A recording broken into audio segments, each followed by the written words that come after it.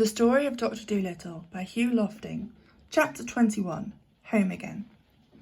March winds had come and gone, April showers were over, May's buds had opened into flower, and the June sun was shining on the pleasant fields when John Dolittle at last got back to his own country.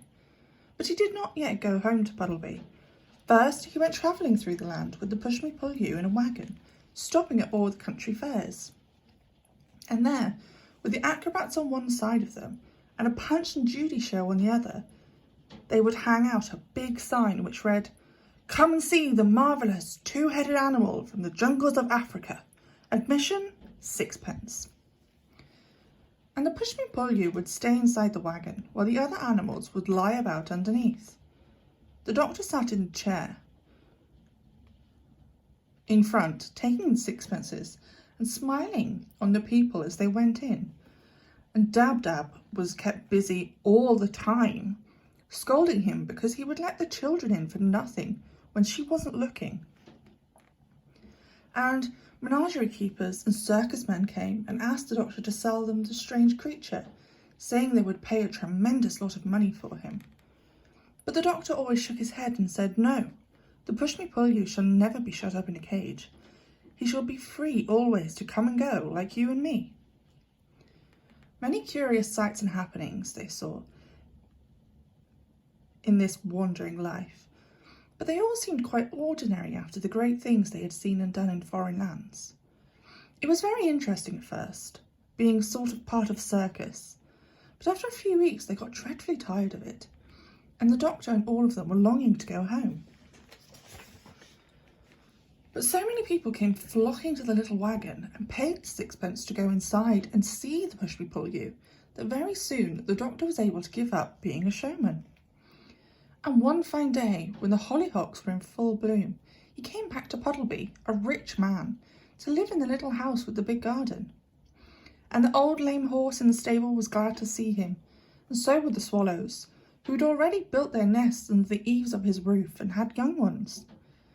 And Dab was glad too, to get back to the house she knew so well, although there was a terrible lot of dusting to be done, with cobwebs everywhere.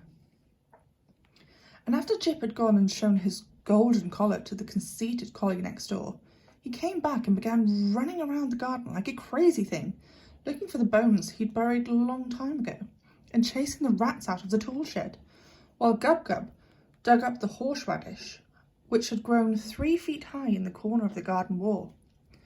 And the doctor went and saw the sailor who lent him the boat, and he bought 2 new ships for him, and a rubber doll for his baby, and he paid the grocer for the food he had lent him for the journey to Africa. And he bought another piano and put the white mice back in it, because they said the bureau drawer was draughty. Even when the doctor had filled the old money box on the dresser shelf, he still had lots of money left, and he had to get 3 more money boxes just as big to put his money in. "Money," he said, "is a terrible nuisance, but it's nice not to have to worry." "Yes," said Dab, who was toasting muffins for his tea, "it is indeed." And when the winter came again and the snow flew against the kitchen window, the doctor and his animals would sit round the big warm fire after supper, and he would read aloud to them out of his books. But far away in Africa, where the monkeys chattering the palm trees before they went to bed, under the big yellow moon, they would say to one another, "I wonder what the good man's doing now, over there, in the land of the north. Do you think he'll ever come back?" And Polynesia would squeak out from the vines, "I think he will, I guess he will, I hope he will."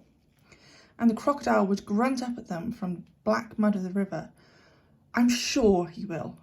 Go to sleep."